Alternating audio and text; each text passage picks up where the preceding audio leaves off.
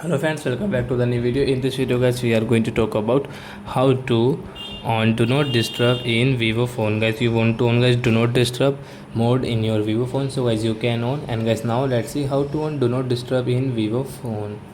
So first of all guys, I want to tell you, if you're new in my channel and you're watching my video first time, so first of all go and subscribe my channel, click the bell icon and like my videos. So friends, now let's start the video. And first of all, come in your phone's setting.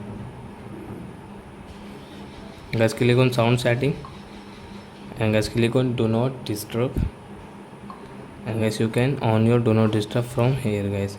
So do not disturb will on in our Vivo phone. After on guys, you cannot listen your sound font sound like dial pad tone guys, this touch sound guys, they will not work in your Vivo phone. So I hope friends you have understood how to on do not disturb mode in Vivo phone. So that's it guys, thanks for watching my video. Now we will meet on next video with new topic.